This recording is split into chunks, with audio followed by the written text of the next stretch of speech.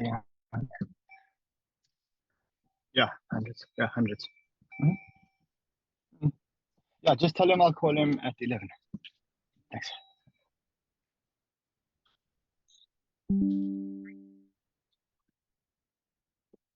Good morning.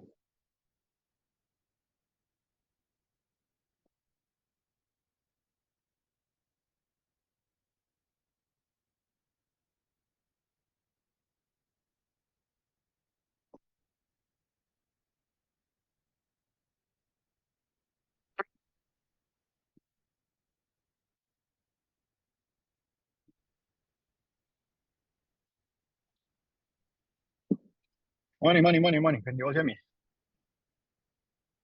Yeah, all good. Morning. Yep. Yeah. All right, let's go. I'm back. Please like and subscribe.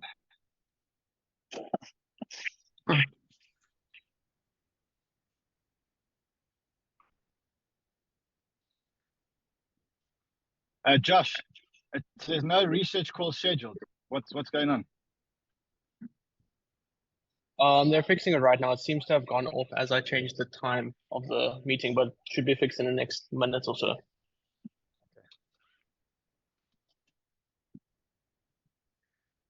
Cool. Is everybody on? Let's give it 3 more minutes to get all the gang on.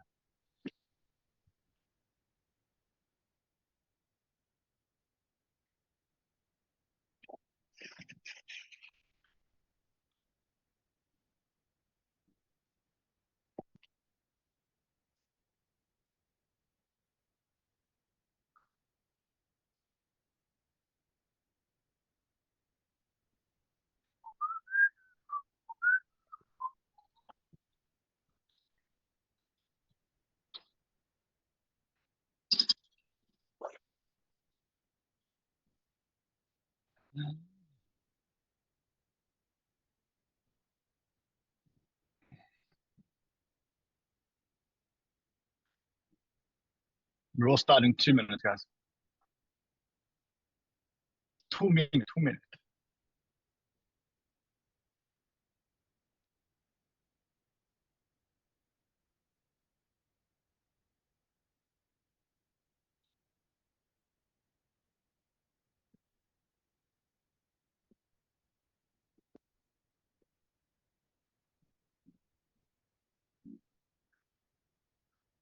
Nice tweets, Ryan. Yeah, bro. You know, he rubs me up the wrong way, bro. You know what's funny? Like he did a third one overnight, and then I also saw a fourth one that someone else tagged me in. So it's clearly a pattern. Yeah, I mean, it irks me. Like, you know, your Twitter account, you can do whatever you want in your Twitter account. Like great, good for you. You wanna post non-credible bullshit, that's fine. Like, that's cool. But then don't copy us. Like, honestly, don't copy us. Yeah. Seriously. No, it's annoying. It's like, you know, like, and I actually have had respect for him up until this point. But now when he starts copying people, like, if you want to tweet infactual bullshit because you don't know any better, like, it's not your fault. Like, you just don't understand, you know. You know, like, you really think the BlackRock ETF is going to bring trillions into the Bitcoin into Bitcoin? Like, that's, you know, that's good for you. You know what I mean? You carry on investing like that. But then copying tweets, come on, bro. Come on, we're better than that. Yeah. Yeah. I think he'll stop now, though. I have a feeling. Well, he kind of has to. I think the jig's up. No, I'm also on my show today. I'm gonna tell people to, every time they see it, they must tag me. They must create a post and tag me. We'll start getting Twitter. He literally just replied. Did you see it? He literally just replied on your tweet. What did he say? He's saying it's quite funny how you're unintentionally proving the point you are talking about, how content gets used by others. I was one of the first people on this platform to talk about the chart, but within a day, many others had also used the same chart and blah, blah, blah. And there's like more. Should I read it up? Hold on, but then again, like, this is a repeated pattern. Like, if you tease someone at school once, that's okay. But like, if you do it time and time again, then that's like considered bullying. Oh yeah, it's the same thing. It's like he can't anecdotally pick out the flaws in one single post when he's done it 4 times over the past day. Like at some point, there's a trend. Like, and also the wording's the exact same. So like, sure, he may have posted the graphic first, but the actual text he took from it. And another point is my photo is actually different. It says 500 days in the corner, and I was the only one to include the date. So that's unequivocal proof that he actually downloaded it directly from my post. If he had taken it from his original post, the number of days would have been in line with his original post. So like undeniable. But yeah, anyway, I can't be bothered getting into Twitter spats. That's why I'm not like pushing it like too hard for my account. I'm not giving more attention. But if Ran, you wanna fight it, no, of course, be my guess. I just don't want to like give this shit more attention. It's just annoying.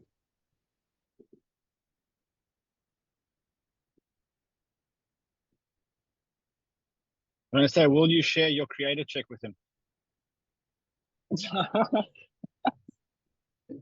That's funny.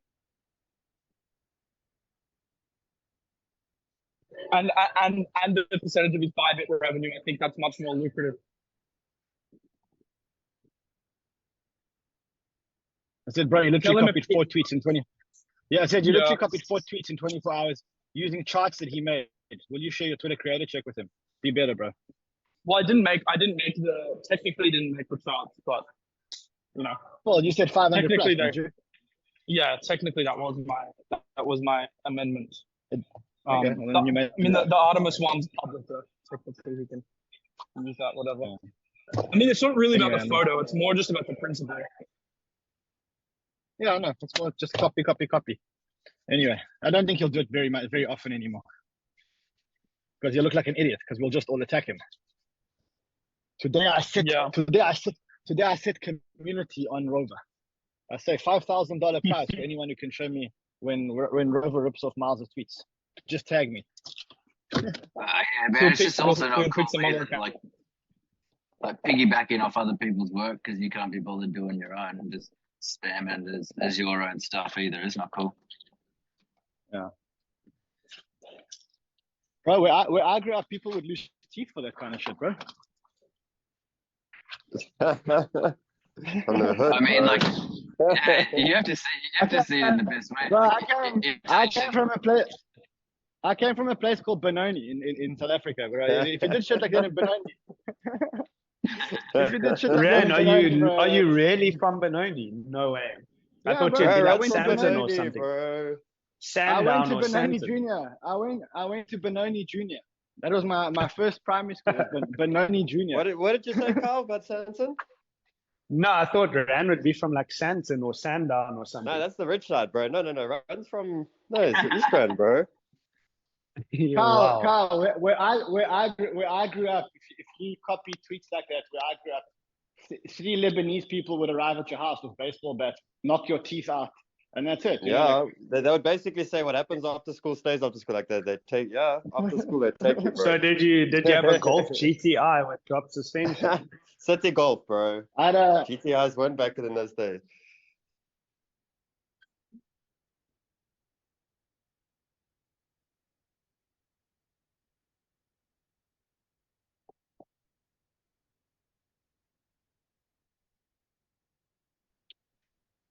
I didn't have a City Golf. I had I don't know what happened there. My signal dropped. I had a red Toyota Corolla with lowered suspension and mags, bro. Lowered suspension and mags.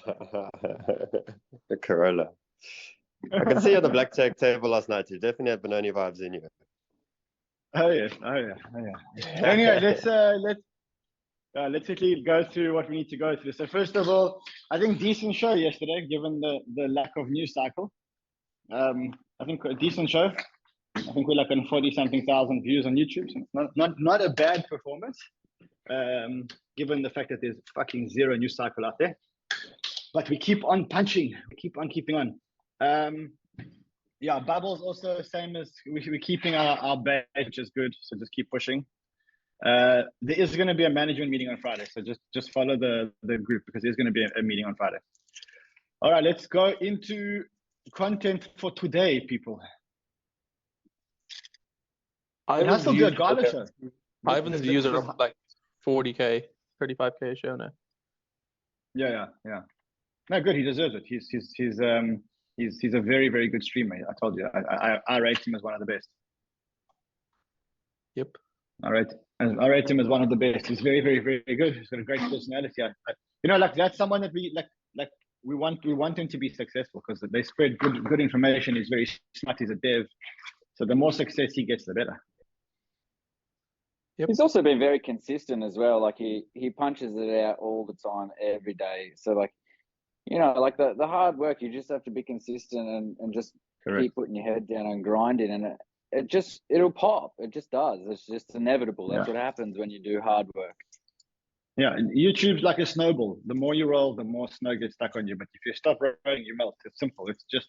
It's formula. The more consistent you are, but you got to be consistent, not in just showing up, but actually showing up and adding value. Like you can't just be consistent in showing up.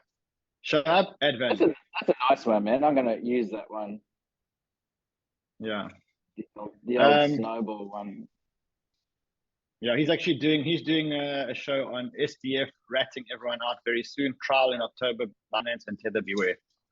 Okay, nice angle. Very cool angle. Very nice. Yeah, I mean, he's one of the people that I'll be, there's people that I really root for their success. He's one of the people that I really, really root for his success. Like, he deserves every bit of it. He works hard. He's got a great sense of humor. He's smart. He doesn't take chances. So I love him. Like I watch his show every single day. Before I do my show, I always watch Ivan's show. Yeah. Someone says the call's not working on iOS app. Josh, is the call not working on iOS app? I'm on iOS. Mine's all good. Okay. Okay. Josh, just go to the chat and just reply to whoever's complaining. His name is Shinobi Brian. Said it's not working. Anyway, let's talk about what's happening on these very, very, very exciting markets. Couldn't sleep last night. The markets were so exciting. So there is one large story. There is that Harvard legal expert that's talking about a failure to tax the metaverse will create a tax haven. I have thought for a while that the metaverse and the gaming industry would be the way that they onboard a hell of a lot of people, since gaming is very mainstream to a lot of people all around the world. And I mean, it's a hypothesis anyway, but I feel like it would be quite a smart way for them to introduce their CBDC as well. And I also am like that. There's been a lot of companies that have like slowly been purchasing land in metaverses, like Visa or MasterCard and different banks. And I think it'd be quite an interesting way that they'll attempt to tax crypto, like properly. I don't understand how they use the metaverse to tax crypto. Well, so once they onboard people through gaming, and then people are using their VR headsets or whatever it is, or going into the metaverse to play their games, and all of the revenue that you pay for when you're using in-game apps, if that all is converted into a CBDC, and then that starts getting taxed whilst you're in the metaverse and playing the games and all of the rest of it, I think it makes sense that would be an avenue in which they go down, because that's a stream for mass adoption of gaming and the metaverse. Like, yeah, but I think it's a long. So I think taxing is a long way away. I mean, come on, like, until they get the tax bills right, it's a long way away. It's a long way away. Let's go into more like content for today. I think I need to keep our eyes on. What's the story with Stake and the hack?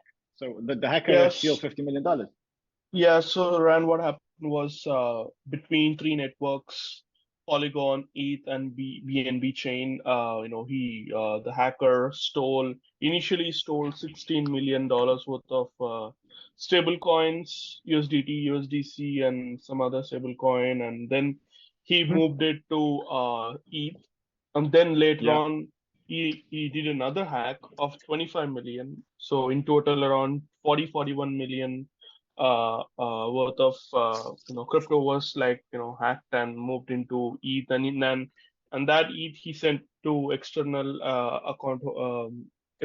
accounts I think he had, and he spread out his ETH to different wallets after he hacked it, So this was Stake has not come out with an official announcement of what exactly happened or how much money was hacked or anything like that so far. It's just the on-chain sleuths like Zach XPT and the other guys who have been very much focused on analyzing the on-chain data and who have come up with these details. So it's basically the hot wallets that were hacked because the private key somehow got exposed.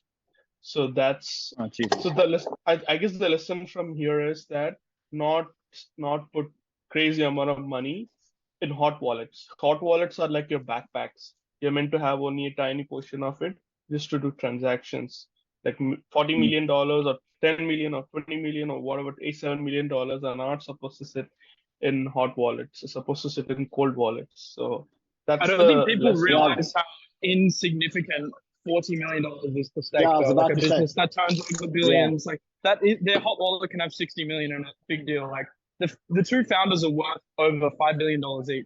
Apparently. Yeah, but it's not the money thing. Like, well, to any company, $40 million is a big amount of money, no matter how much money you make. It's also the precedent. It is.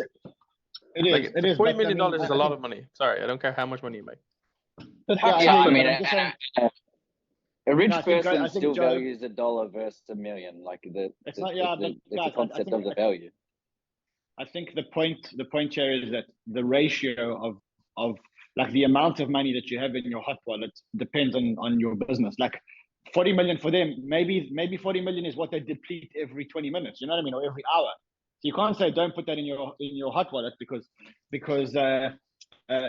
are depleting that every hour. You know what I'm saying? So it's a case of it's all. I think Binance must have in their hot wallet right now way more than $100 million. Yep. Right. I mean, it's about the fact that it was hacked to begin with. Yeah. Well, yeah. Whether it's a dollar or 60 billion, like it's a fact that it's hacked to begin with. Yeah. Look, I think the good thing is that these guys can handle it, and probably user funds aren't going to be affected. I think that's the good part of it. That's one story. What else is going on? What are the other stories? Well, just to recap the stake thing was $41 million. It was a private key hack. It sets precedent. People were trying to say this is short-term bullish for Rollbit and stuff. I think that's kind of crazy. It is and it isn't. Like it's like what if anything's going to get hacked, Rollbit can get hacked. Like Stake is like a ridiculously established. And what makes them think they're going to go straight from Stake to Rollbit? Rollbit's not even number 2. Like there's Roobet, which is way bigger. There's like this Brazilian betting site, which is bigger. Like Rollbit's like 15th or 10th. Like it's meaningless. Yeah, also, I mean, come on, you can't compare Rollbit to Stake. Stake is much older. It's a much more established business. Rollbit effectively is a startup. It's a fast-growing startup. Yep. Yeah, Stake makes around $2.5 billion in revenue. So that's how much? $2.5 billion in revenue. Huh. Okay. We need to. There's a discussion around Synapse. I don't know. I know. You love Synapse. Quite bullish on Synapse. I think it's okay. But this VC just dumped 9 million Synapse in 2 transactions. Didn't care about any slippage. They actually sold. The price was 40 cents, and they actually got filled on some sales at like 18 cents. So they were completely ludicrous in their selling. Then their site went offline. It was basically a VC rug. If you want to say it wasn't a token rug, it was a VC rug. You sure it wasn't a liquidation? No. Nima Capital. They had a website, they had a Twitter, everything, and it all just got removed. And they sold their Synapse. They were providing liquidity, and they just removed everything. But price went down quite considerably. I know you love these sort of. Yeah, I love it. What's I mean, is it really low or is it just low? Down 14%? Nah, it's not. Well, nah. It was the worst charting crypto. Yeah. It was 41 cents, and now the price is 35. It's down 16 or 20. Nah, it's not. I like 50% drops, 80% drop. That's the kind of shit I like. Yeah. But it's like you need to think about Synapse going forward. Like Synapse has been literally down only for like a year, and it's a really established, useful product. There's ridiculous volumes. It is a $67 million market cap. Like there is value here, I think. Token value accrual is quite slim. It's kind of like Arbitrum and stuff, but it's just interesting. Like Synapse is used every day by hundreds of thousands of people. I think there could be some value here, to be honest. Yeah, it's guys, worth just exploring in the portfolio, in my opinion. Well, I don't know, because do you want to have a bridge in your portfolio? Like I don't believe in bridging technology. Bridges are all eventually somehow going to get hacked, right? Except like when layer 0 exists, what is the point of bridging money when you don't need to bridge money? You can just send messages. Like I don't understand the logic.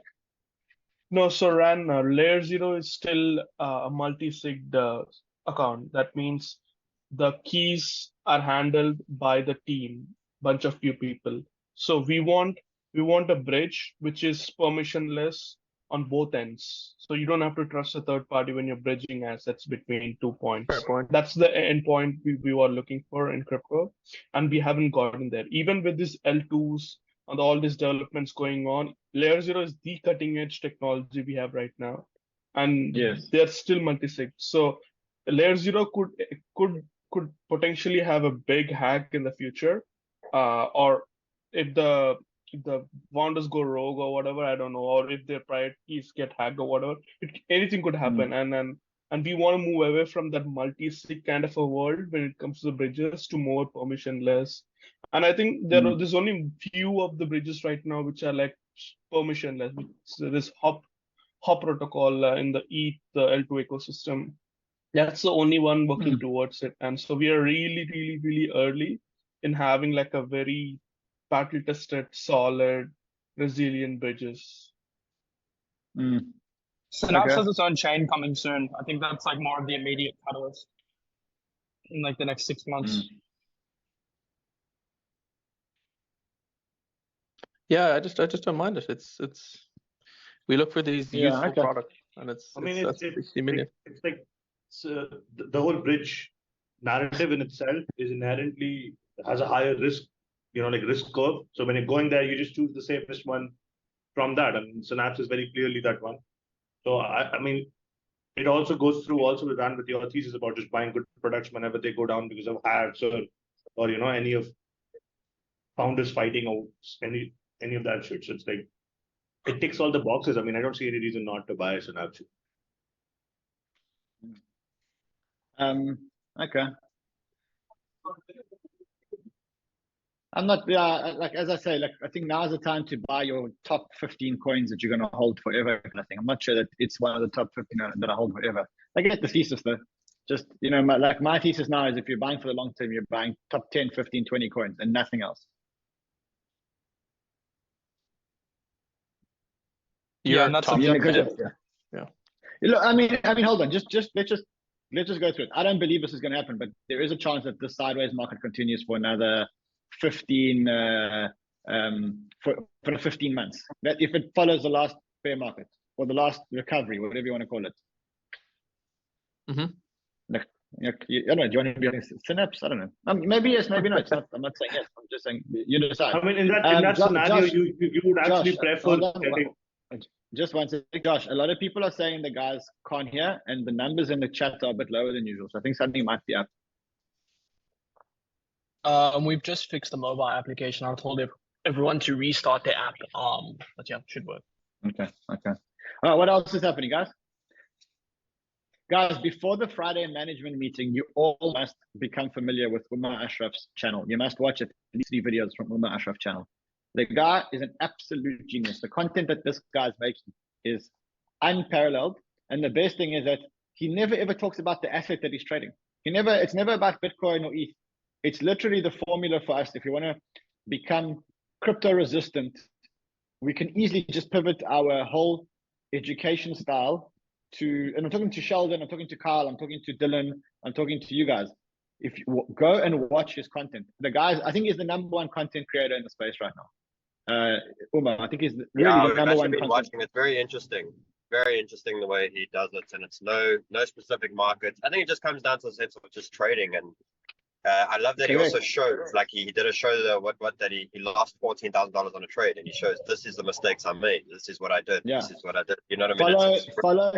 Follow his content. The more content you can create like his, the better. The second thing is, it just shows you he's managed to grow his channel from 100,000 to 400,000 people in the bear market. And the reason why he's been able to do it is because he's not. For him, it's not whether it's a bear market or a bull market. There's always something to trade. Yeah, I've been following him for about a year now. He's Genius. he's absolutely exceptional. And like one of the things that he does really well that I enjoy quite a lot that I don't see other YouTubers doing is he'll actually get a whiteboard out in front of him and he'll run you through like the very basics of it and explain it in a way that anyone can understand. And he's super patient. We need those screens, super, Ron. like, We need those screens, bro. Yeah, he's super Screens you can patient. get. I mean, that's very I mean, clear. that's the thing. The way he thinks about his content, the type of content that he makes. If we can start making more content like that, guys, He's also very relatable too, in that like he actually talks about his own mistakes, talks about his losses as well, which is super important, and like he remembers all of what it was like going through that journey of him, so he can relate to you easily where you're at. Yeah, it's a fantastic show. Yeah, very good guy. All right, guys, let's carry on with alpha and content. I feel I'm itchy to buy something, but you're not telling me what to buy. You're itching to buy. Yeah, otherwise I'm gonna do. If you don't tell me what to buy, I'm gonna do a rover tweet that says I bought some $10,000 I have $10,000 to invest now. I have $10,000 to invest. What altcoin should I put it in? I bought some Unibot and some Synapse. That was my yesterday buy. Ron, you forgot before all the trillions flow in. The trillions are coming. BlackRock's coming. The trillions are coming. I see. Trillions. BananaBot actually announced their token. They're doing a low raise. Well, they said low raise. 800 ETH. We are investors. We like investing. Has anyone used it? Ori, man, if you guys used it, is it good? I think Ori's in Korea. Yeah, I tested it. It's good. It's good. Is it like Maestro or is it better? Like what's it's more of a sniper, it's on right? par. It's on par, yeah. Okay. Yeah, the reason this rumor started getting out that BananaBot were doing a token, which most people knew, is that they reached out to all these KOLs and offered them tokens. And it was still sort of not public information, so people obviously started telling people, and then that's why this. Did you see the Carl guy, the Carl Chassis or whatever his name is, in the comments saying like DM me, bro, and like links his like video where he says it's gonna 100x, just like begging for an allocation. I was just like, fuck, this guy's the biggest like grifter. I don't know. It's super strange because that dude's like a fucking billionaire. No, he's not. No, I'm pretty sure he is. I mean, I don't think you're a billionaire if you're commenting asking for allocations on posts. Yeah, I think he's very wealthy though. I think he's very wealthy. He is extremely wealthy. Mm-hmm. I remember being on a call with him in a dev because they wanted to do a token platform basically where they were gonna make like this kind of like this site where they would have all of these smart contracts available. So you would pick, anyone could go there and you would pick what smart contract it is that you wanted to use for your tokens. It was all there ready to go. So you didn't need to know how to code. And then they would have a tax revenue that whoever used it, they would have a tax revenue that would then pay the owner of the product, which was him. And so then it was just a passive income model. So then all they would need to do is promote it and they would have it all audited and everything. So I had some dealings with him, but yeah, definitely. He's pretty switched on with crypto, but he does some strange he is smart. Like he is smart. Yeah. He is smart. Mm. Yeah. Definitely knows his stuff. Yeah, but he does strange things like, asking for airdrops and stuff. Yeah, like he'll do like a smart video and then like comment on some project's post. It's like Yeah. Maybe he has an assistant running his socials. I don't know. He does. Yeah, there you go. That's Mark in the Matrix. You know that Twitter account, Mark. He's his head of yeah. Guys, people saying you're talking about Carl Chessie. Yeah, he's the owner of Paid Network. Guys, what else? I'm hearing a lot of stuff about people, but very little about markets today. What do you think about Echo? The Adam Cochran thing. He tried to justify him selling all his shares that he said sent one message into his shareholders in the group a week ago that he was going to sell. Look, I just think that the recent of that is so bad. You know, Adam Cochran. I mean, this call is all about people. It's not actually about Alpha, but anyway. Adam Cochran, in my opinion, must be like borderline autistic, and like he lives in this bubble where he just sits there and does research all day long, and it's good research. But I think he's also got like some kind of anxiety or something, because like he's like hysterical. He's hysterical, so yeah, he's hysterical. So this would be stressing him the fuck out. Then this would be like, I know, inducing major. That's why I do it. That's why I rhyme up like that. Like that's why I tweet that shit. You can see he gets so upset. I'm like, but bro, I'm a bag holder. You dumped your tokens on me. He's like, but I told you 2 weeks ago. You know, I don't care. I mean, I paid like 0.1 each. Yeah. Yeah. Anyway, can we talk about markets and not people? If you want to carry on talking about people, we sound. There's nothing happening. Like it's a gossip channel. It's a gossip call today. You literally sound like a bunch of Jewish grannies. Yesterday we saw London Stock Exchange Group, talking about the blockchain based, the whole financial system being on blockchain, and it's massive, I believe, because LSEG has like asset under management which is like $4.3 trillion US dollars. So if the primary blockchain will be Ethereum, then this is a big thing, because they're already talking about security, liquidity, transparency through blockchain. And this can be big, for the industry. So it's not going to be crypto assets, but normal assets in blockchain. But there has to be some kind of blockchain, right? So if you look at it, then I hear you, but I've heard these things for years and years and years. And the time between the time that they announce it and the time they actually do it is about 442 years on average. They have said actually that they want to do it like within the next year. So I mean, I was reading it and it seems like it could be 2024. So it just adds to another billion things that are going to happen in 2024, which maybe pro-US they said it yesterday, presidents, Bitcoin halving. You've got other things which I can't remember. You've got a lot of things going on in 2024. To add this on top, it's just like another thing to prove that 2024 could be insane. The year for this, yeah. But the best I'm so tired of hearing about. I'm so tired about hearing about 2024. Like, if crypto Twitter is right, Jesus, 2024 is the best year ever for crypto. Well, you said 15 months, right? So that's like the end of 2024. I've written off 2024. I'm looking beyond 2024. I'm looking to 2025 already. December 31st, 2024. Miles told me 2025 is the year. I'm now fully on 2025 That was actually quite funny, because your post was alluding to like a big Q4 2025. That was funny.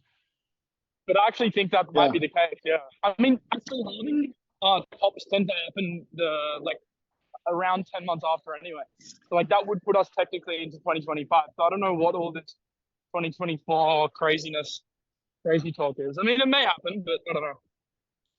Wouldn't go all in on it. Yeah, I don't see it happening either. I think 2025 is the humans always need a timeline to look forward to. It's like a basic human trait. So now they've written off because they want hope. So it's like it's going to be 2024. The further away, the easier it is to reconcile. So China is avoiding using the bazooka to spur the economy. That story's just come out now, because they had the largest. What have they done? What have they done? What have they done? They're avoiding. So the bazooka option is when the central government funds spent directly into the economy. The last time they did that was in the 2008 crisis. They're holding off on that. They also had the largest withdrawals of funds throughout the stock market 2 days ago that they've seen in the last 2 years. So their economy is starting to tighten quite a lot as well. But they do have that option of what market traders refer to as the bazooka option. What do they do? Some economists are hoping for measures comparable to the 4 trillion yuan, 551 billion stimulus that was announced in 2008. So there's that funding to boost property sales, and they've suggested central government money could be deployed. I think until they actually do stimulus, it's a nothing burger. Like we got to get stimulus. I mean, there's nothing else yet. Got to get stimulus. I mean, everything else is just plasters. Right. Well, it'll be worth tracking, just like, because if you start getting a sniff that they are going to stimulus, then ideally you want to get in before you get the news headline that China's now stimulating the economy. Yeah. So Patrick Bet-David did a video on China, which I think was very good. It's about 10 minutes. Yeah. Probably worth a watch. Probably worth watching. Okay. I enjoyed it. He breaks things down. I think Patrick Bet-David is going to be. I mean, it's already amazing, but I think I'm following his moves now, and I think he's going to be one of the most influential people in the world. I think watch Patrick Bet-David. He's going to be one of the most influential people in the world. How do you spell his last name? B-E-T-D-A-V-I-D. Perfect. Thank you. Yeah. He's going to be one of the most. Yeah, I mean, he can't run for US president, but if he could run for US president. Yeah, okay. Yeah, if he could run for US. I've been watching him for years, and his content's really good, and he's very clear when it comes to communicating his message, and he has a great background too. You know, he's been in the US military for a while, and he's also like really rich too. Like he made a lot of money from markets. No, he's amazing. He's amazing. No, he's amazing. I'm actually going to quickly pop him a message. He's knowledgeable on literally everything. Yeah. Yeah, he's amazing. He's amazing. Actually, to be honest, I only started watching him since your interview with him, Ran, and I don't miss a podcast. He's unbelievable. Unbelievable. No, he's amazing. I mean, if you guys still haven't seen it yet, his Kobe Bryant interview is by far one of the best interviews anybody has ever done. Yeah, I watched it after you said it. It's really good. So from a macro point of view, a news which I noticed was that with the whole G7, BRICS, all kinds of clashes going on so far, what I've noticed is that yesterday US, UK, and the Euro nations, they warned UAE not to do trade against Russia. I saw that news come out. Like that's the first time I've seen these European nation, UK, and US taking a jab at one of these potential BRICS nation or the Eastern Front so far. So I don't know how. Might not be a big news, but this could have repercussions. You know how when US warns countries, things don't end up well. So I don't know. Just a thought. The company behind PUBG, they're called Krafton. They're actually pretty big. They've made numerous games. Obviously, PUBG was their most successful, but they're launching a Cosmos chain called Setless. And they're dubbing it as the standard for creator economy. But us crypto people like to run towards numbers when we see big companies getting involved. But yeah, PUBG has like 250 million monthly users, so it's an absolutely ridiculously huge game. But ideally, they're trying to create this chain, which is going to include a lot of their games. But they're using Cosmos, which is a Cosmos chain, the SDK. So it's it's a company. Like, it's a proper company. Krafton. Even apart from PUBG, is just like one product of them. They have like 6 or 7 studios under them, and they're huge. I mean, we can't even comprehend. Like when I say like gaming company, it's not like a gaming company. You can just treat it like a normal Chinese conglomerate company of sorts. Yep. That's massive. Okay, listen, guys, we close to the end of the call, and I don't hear a single thing to do a show on. Like I don't hear anything. I don't even know, like researchers. I don't even know what you want to start developing now. Yeah, that's nothing. Apart from like we can make a decent segment on stake. It's just I don't know what twist we have on it or what sort of. Nah, I mean, very few people care about it. Really, really few people care about it. Yep. Very few people care about it. Tommy is up 25%. Tommy will be down 25% tomorrow. Yeah, it's a sponsor. It's a sponsor. It's a sponsor. I don't want to do shows about sponsors. It just goes up and down and up and down. Oh man. I think so what, I think let's keep there's a bit- let's keep digging. I think we need to come up with one or two things that I mean, I have an idea. I don't want you guys to develop it yet because I don't think it's the right idea for today. But I showed the watch list yesterday on the what's it called, on the show, and I said like you should be making a watch list. I think that's something we can look at. I don't know what I put on a big global watch list. You know what I mean? Yeah, I always love watch list shows, but you're kind of against them, which I get because you don't want to be doing all these. No, I'm not against them. I'm just against them in this kind of market. With kids, like you can make as many watch lists as you want. No one's buying anything. Like if I said to you, "Hey Joe, watch list," like right. Yeah.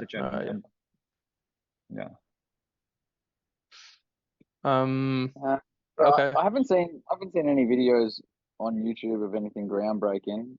Just like Binance and Tether Talk, SBF stuff. Nothing groundbreaking today. Did you see the thread on the update of SBF in prison? Apparently there's this whistleblower guy who everyone thought it was fake, but is actually a legit person. And he has contacts with someone in there, and he's basically, SBF was on like level 4 and was moved, and apparently he's just sitting on the floor all day reading newspaper things and stuff. I don't know, it's quite an insightful thread. I always am interested in knowing what he's up to. I don't know why. Altcoin Daily did a top 8 low cap altcoin list as well. I'm guessing they're a good filler. I guess when everyone's getting bored and they're losing interest and going through like what are good picks, keep people's interest a little bit peaked. George Eggman did theft, hack, and FUD. That's when is the basic. second episode of the reality show coming out? Alistair's away till the 8th, and then he's coming with us to Singapore, and we're going to do it while we're in Singapore, and then it's going to be ongoing. From that point on, it's ongoing. We might even already. So I get to be in it. Yeah, everyone's going to be in it. I mean, you can also be in it because I'm in Singapore. You can also be in it. Yeah, you can also be in it remotely. So nice. Yeah. Rand, do you have 5 minutes now? If I call you after this. Yeah, sure. For you, Miles, bro. Anytime, bro. Anytime, bro. Oh, amazing. Yeah. All right, guys, let's go dig a little bit. Joe will be in touch with the gang. Yeah, we'll try. Yeah, listen, just for those listening to the call, if you guys want to be part of our research team, research.recruits@cryptobanter.com.